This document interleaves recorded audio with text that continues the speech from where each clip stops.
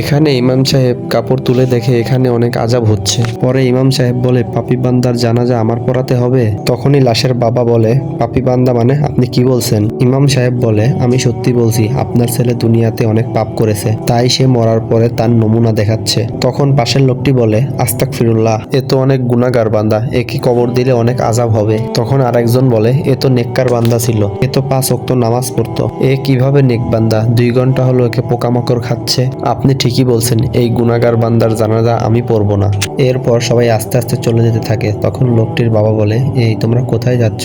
আমার ছেলে 5 ওয়াক্ত নামাজ পড়তো, রোজা রাখতো, কোরআন তেলাওয়াত করতো। তারপর এটা শুনে ইমাম সাহেব বলে, কি বলছো এসব? তোমার ছেলের সম্পর্কে কিছু বলো আমাকে, সে বেঁচে থাকতে কি এমন করতো?